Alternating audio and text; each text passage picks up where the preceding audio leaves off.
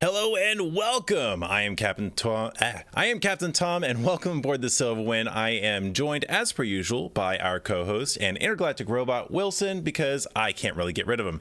And with that said, today we're going to be talking about Genesis chapter 12, and a bit more of a better introduction, really, than the introduction we got last week into Abram and Sarai. So we're going to get a good bit of information on that. Some really important stuff to cover in this, because will last throughout the entire story, so I'm really excited to share that with you guys. And before we do that, we're also going to go to a new moon at it's going to be at Saturn, so it's going to be Tethys. There's really not a lot. There's some pretty interesting stuff with Tethys, but it's kind of superficial, right? So we'll go ahead and head over there. See, make sure we're going to do the whole phase jump thing, because I don't trust Wilson's driving around the precious rings of Saturn. And this is technically in the ring field. Let's see here. I believe it's the E field. All right, I think this should do the trick and get us over there. So just some guy. Hello, welcome. Glad you can make it. Yeah, seems to be working. Nice. All right, easy day. A little loud. Okay, so let's make sure we lock ourselves into place here, and that should do the trick. Okay, so pretty sure that's gonna work. And yeah, we can go back and forth between these two now, can't we? All right, perfect. So we have arrived at Saturn. Just over there is Tethys. It is well, let's just say it's very similar to Mimas in the sense that there's not really any activity going on with it. Its density is lower than 1, meaning that it's mostly ice, so water and ice kind of thing. Bit of a frozen moon, kind of water world. And there's no sign of any kind of eruptions like we had with Enceladus or anything like that. One of the interesting things is that if you kind of look a little bit closely at the top left side of it, from our perspective right now, you can see this massive crater on it. And this massive crater, so all the things that have been named on it have been named from the Iliad and the Odyssey, specifically mostly from the Odyssey. And so this is called the Odysseus crater, and it had to be a tremendous impact. But of course, it also looks like it happened quite a while ago. There's several other impacts that have kind of covered it up mostly, but it's a pretty cool feature on it. If you're looking directly at that crater spot, when you're looking at it, it looks like a giant eyeball. So it's a pretty interesting moon for that. But yeah, whirling commencing. That's right. Okay, so with that, let's go ahead and go over to the reading room here. I think we'll do that through a little transition scene so we can get over there. Oh, one more thing about this. Before we go over to the reading room, you can kind of see way over there. That's actually Mimas in the corner over there, so it's kind of nice that we could jump over here and actually be able to see that moon as well. A bit more into the distance. As you can see, it's a bit closer to Saturn than we are right now. And yeah, so once again, these are old, cold, and dead. Both of these moons are, and yet they're really close to Saturn, and there should be some kind of, according to the running theory on why there's so many active moons around Jupiter and Saturn, the idea is that they have some kind of tidal, some kind of energy happening in their core from being so close to these planets that it's causing friction within the core of the planet, or within the core of the moon, and heats it up and activates it. So you have like Titan, which is pretty far away from Saturn compared to these moons, and Enceladus that are very, very active. Enceladus is even shooting geysers of water into space, feeding into the rings of Saturn ice particles, which is pretty crazy that you would have a moon that has liquid water beneath its icy surface like that. And yet these moons have zero activity and show no signs whatsoever of any kind of tidal shifting within their core, creating any heat. So it seems like, as a running theory to explain these things, for being billions of years old and still being active, it seems to be an inconsistent theory. It's not really applying to all the moons what we're seeing out here in space, which is I don't know, I think that's pretty interesting. So with that, let's go ahead, hit that transition scene, get to the reading room, and get into the story for today.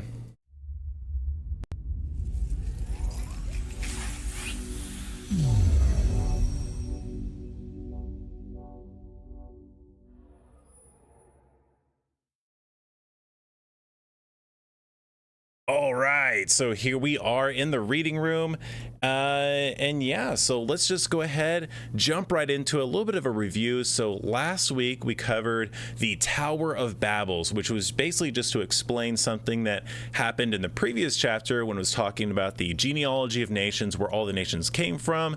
It begged a very big question. So then how do we get all these different nations that speak all these different languages? And the Tower of Babel filled in that hole into the story.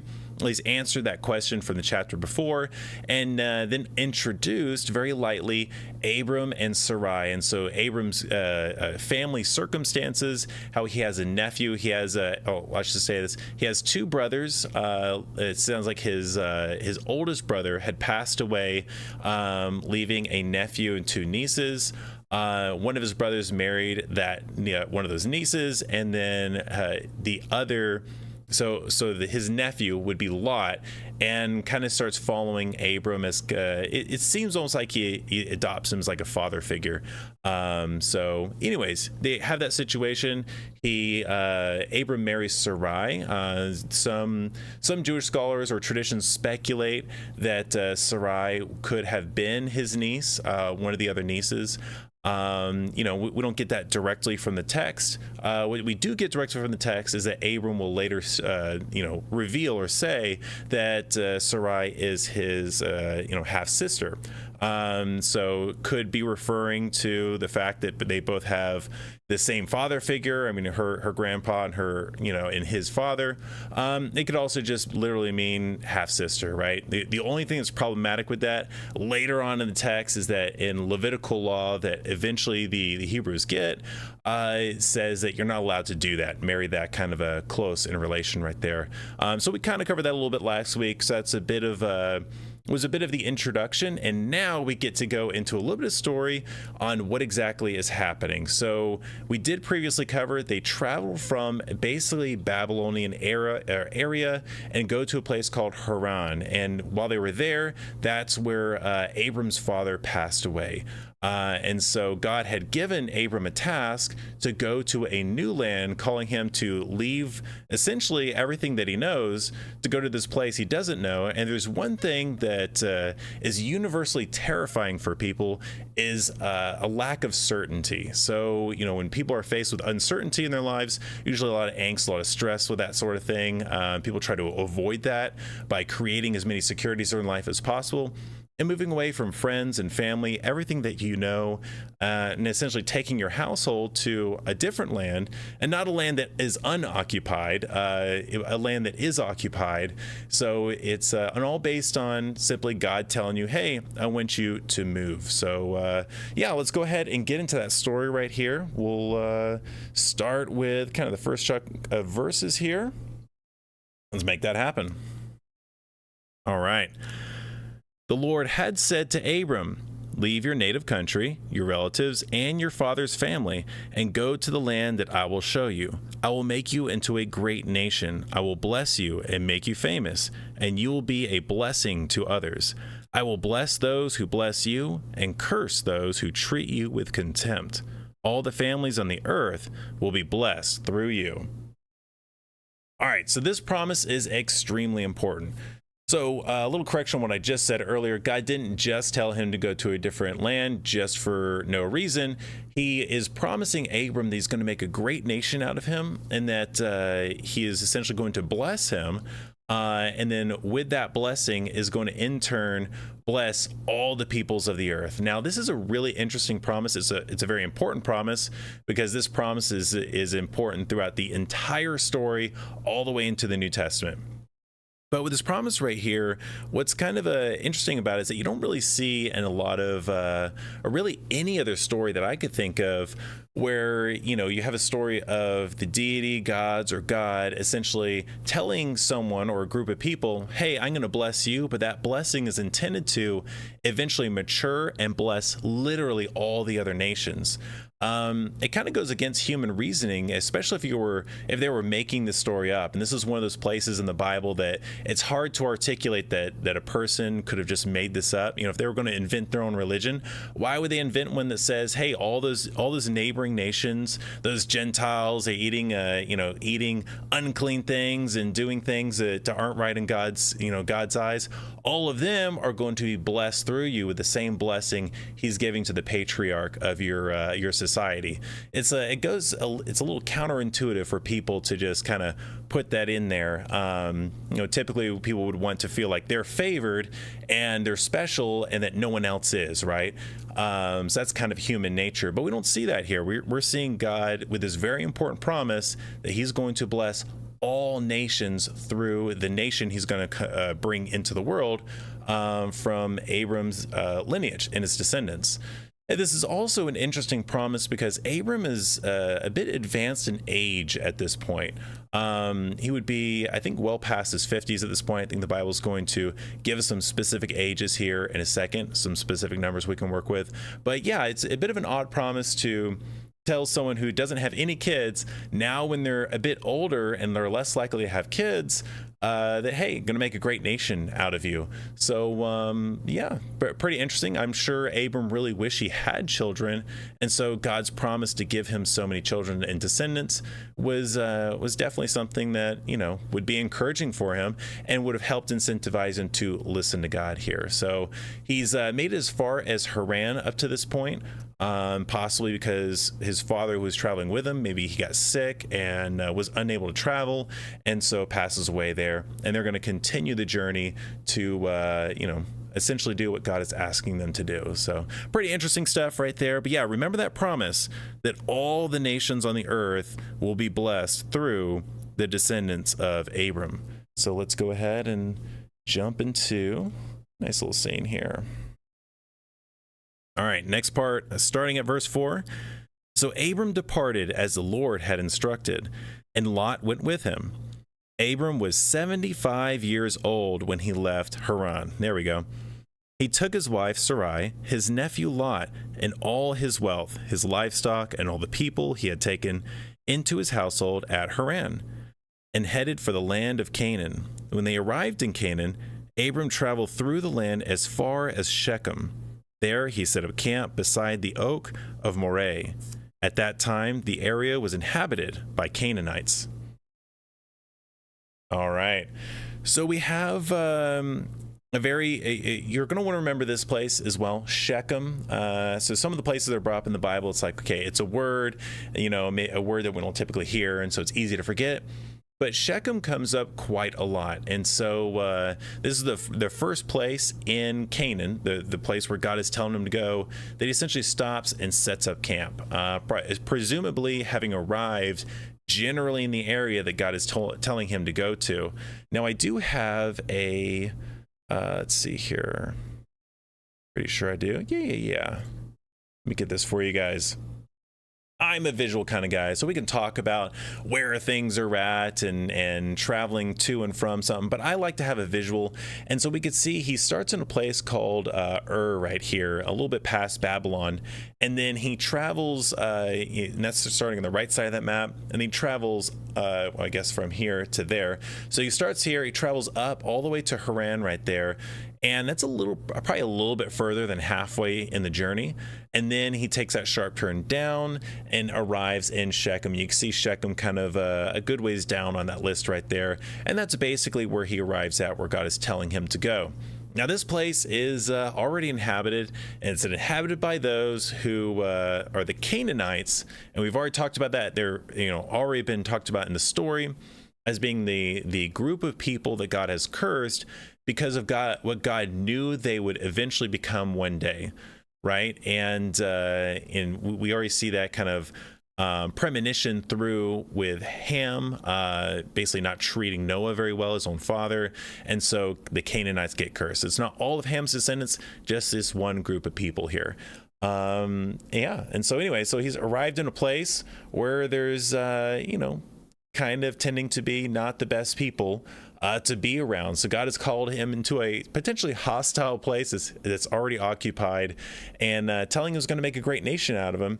It seems like a very impossible situation, But Abram is called the father of faith because despite being given a particularly impossible task to do, he, on faith, listens to God and travels all this way. And it had to be pretty difficult. I mean, he's not just traveling on foot. I'm sure they had donkeys and mules and things like that, and camels and that sort of thing. So they have pack animals, but you're moving your entire household, which wasn't that easy to do back then, especially when your wealth was tied to your livestock. You got to keep the livestock fed. You have to have workers who can help herd them along through all these areas. You got to get through people's territories without them getting upset. So it's, you got to deal with wild animals. So there's definitely a lot that they had to go through and to actually get as far as they got here. And he's already kind of an older guy, I mean, it's, what did it say, 75? You should be wanting to retire at that point. And here God has tasked him to do this really big adventure. It's pretty interesting stuff, but father of faith, and he starts off really, really strong in this story, doing what God's asking him to do, no questions asked. And we'll pick up from there to continue on. But yeah, Shechem is interesting place, and we'll keep going over that. Let me take this away. Perfect. All right, let's go. This is starting in verse 7. Then the Lord appeared to Abram and said, keep in mind this is in Shechem. Then the Lord appeared to Abram and said, I will give this land to your descendants. And Abram built an altar there and dedicated it to the Lord, who had appeared to him. After that, Abram traveled south and set up camp in the hill country, with Bethel to the west and Ai to the east. There he built another altar and dedicated it to the Lord, and he worshipped the Lord. Then Abram continued traveling south by the stages towards the Negev. All right. Sometimes the readings don't go that smoothly, but that's all right. So basically, he's arrived to this place. God then reveals himself to them. Could have been in a dream or something like that. If this is God showing up kind of like in person, looking like a human being and talking with them, which will happen later on in the story, then that wouldn't be the Father per se. That would be the Son when we're talking about the different aspects or characteristics of God. That more personal nature of God. And so God definitely seems to have this personal relationship with Abram here, similar to what we saw him have with Noah and that sort of thing. So basically confirming, hey, you've arrived at the destination. You have, on faith alone, achieved this task and did what he asked him to do. And so God is reconfirming that promise with him and letting him know he's where he's supposed to be. But Abram doesn't build a house. He doesn't build a castle. He doesn't immediately say, all right, well, God has told me I have this land, and start just, going to war with the neighbors in that area. He just continues his life, as a nomad, living in a tent and, moving and setting up and going where he needs to go. I mean, probably, taking care of the animals all the animals that he has. He would be considered a fairly wealthy man at that time. I mean, he's got a lot of animals. He's got a household, servants and different things like that. And so, he's basically, got a lot to move around and living in tents. Very interesting stuff. So, and I'm pretty sure he maintains that through the rest of his life. But so now the story is going to pick up here, now that we've really got a good introduction into his character. But a story would be very stale and very boring if that main character was what they call it, a Mary Sue. Basically, they have no issues, nothing to overcome, and they're just always getting everything right. He's starting the story off strong, but now we're going to get a different side of Abram in the rest of this chapter here, and this gets really interesting. So, we'll just go ahead and jump right into that. All right. At that time, a severe famine struck the land of Canaan, forcing Abram to go down to Egypt, where he lived as a foreigner. As he was approaching the border of Egypt, Abram said to his wife Sarai, "Look, you are a very beautiful woman. When the Egyptians see you, they will say, 'This is his wife. Let's kill him. Then we can have her. So please tell them you are my sister.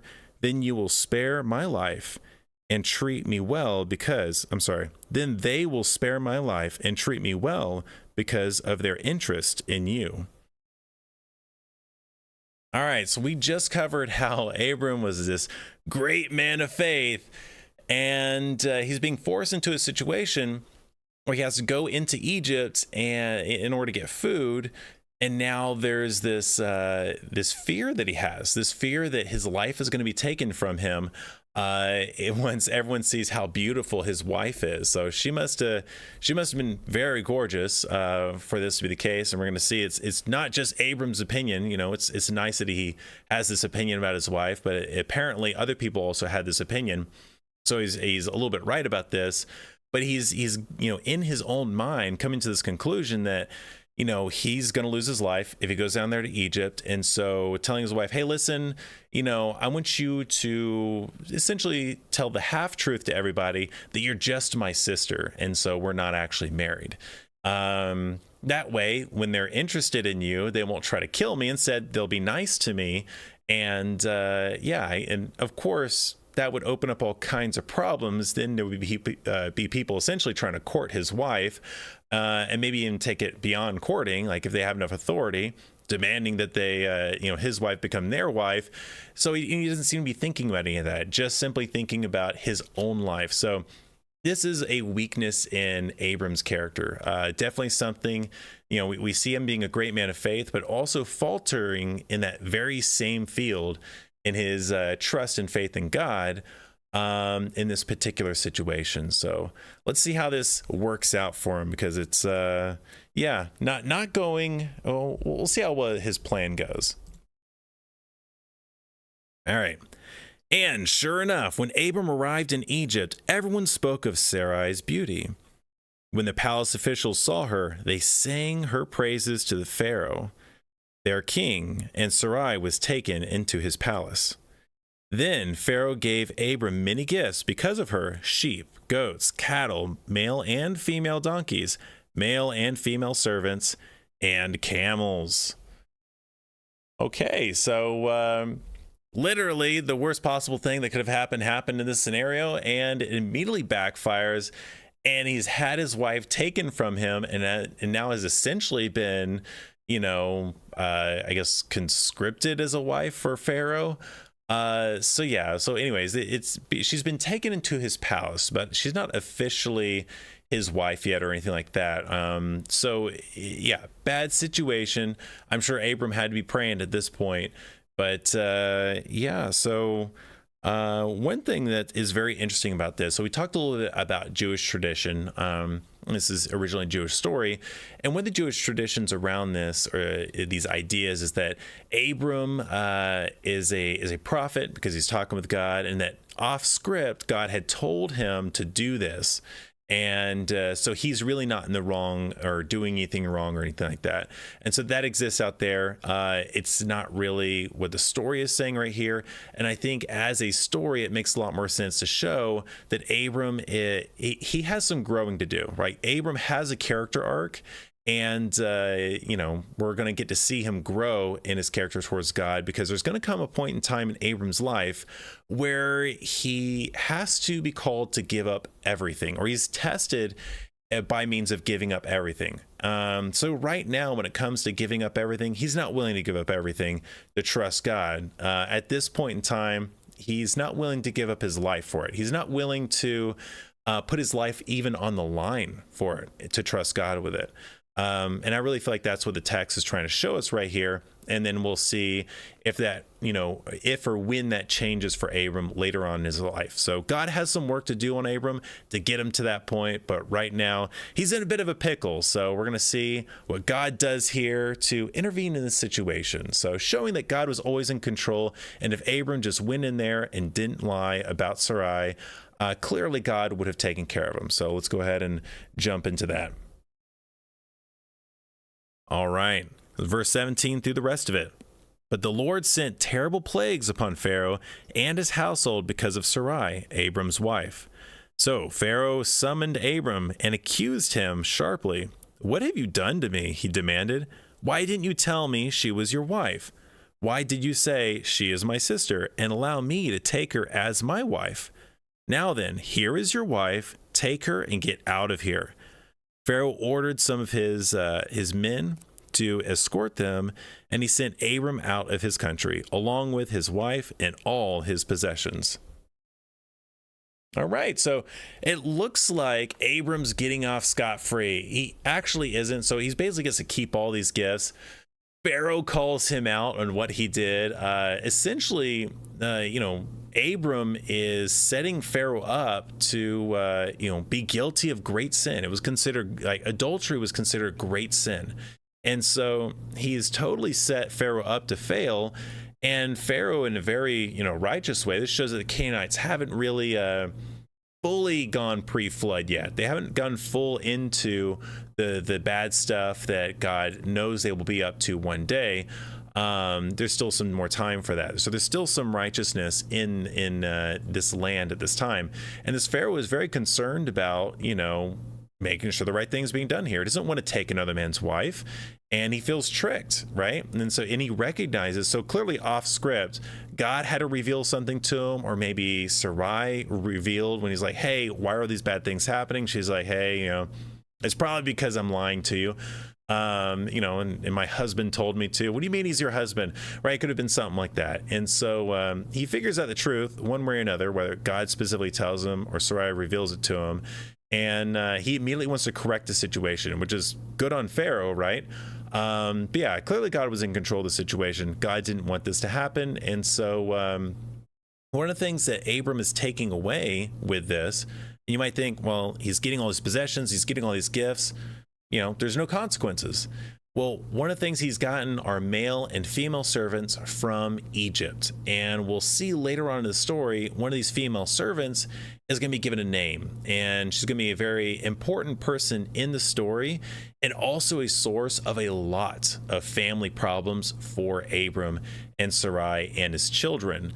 So this whole little incident right here doesn't go, I guess you could say, unpunished, or he doesn't get off scot-free for this. What he's doing, right? There is going to be some justice towards Abram and his household for essentially the shenanigans that he's pulling here. So it's God maintains his justice, and you guys will see a little bit more of that later. So yeah, just keep in mind, an important part of the story right now is he has servants from Egypt, which will play a role later on in the story. And so far in chapter 12, that's pretty much the introduction. I feel like it's a good introduction to Abram's character, how he is as a man of faith. We clearly see he is has a very strong character of faith to be able to even, do what God asked him to do. But then we see this weakness in his character, and we'll get to see how the story goes with that kind of man. So anyways, that is the story for today. Pretty sure I don't have anything else to add to that. But yeah, it's going to get crazier and crazier. We're going to start getting some stuff a lot around here, and it should be a lot of fun. So with that, let's just go ahead. We're going to transition back to the front of the ship, and we'll head on back to Earth. And just have to hit that. All right, Wilson, hit that transition.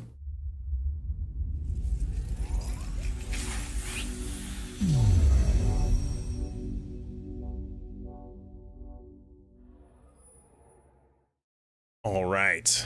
Okay. So, be interested to hear if you guys have any questions, anything like that, and be sure to hit that like. We're trying to reach somewhere around just a humble billion people. We'll get a billion people on board here. We'll share these stories with them, and I can't think of a lot of stories that are more important than things like what we're reading right now. So let's go ahead, hit this right here. And this should get us home, I think. Well, maybe not. Oh, that worked. That worked. All right, easy day. There we go.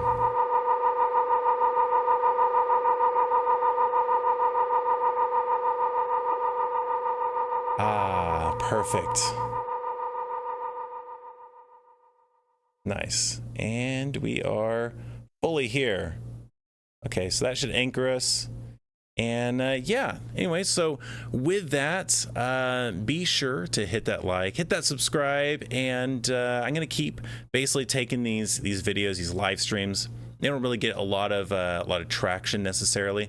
It's just the nature of a live stream. So basically, I'm taking the going through each episode, condensing down just the section on reading and talking about the story, kind of reposting that. I'll be doing a few more of those. Started with one already, and just kind of building up some posted, edited videos, make it kind of easier for people to get the stories and be able to share them and that sort of thing. So if you guys found this helpful, be sure to share it with other people, let people know about it.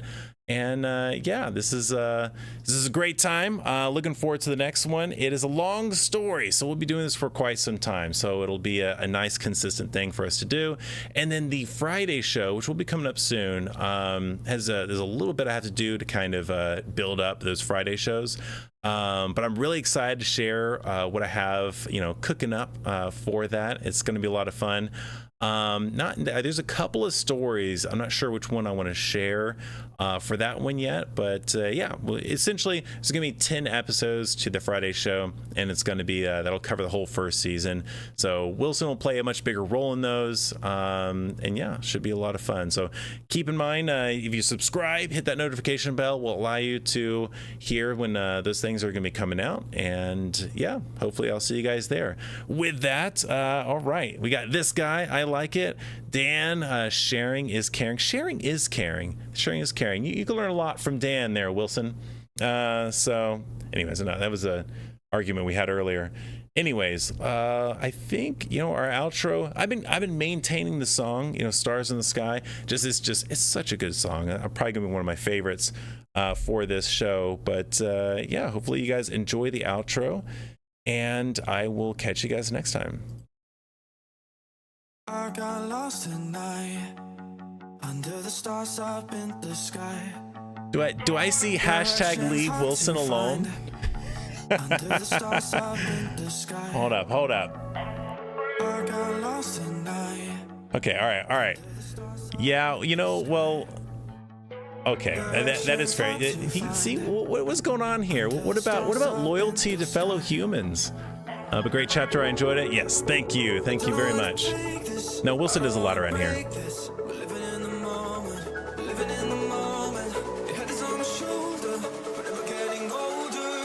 Baby, it's you and I. Yeah, we're stars in the sky. Oh, you and I. Yeah, we're stars in the sky.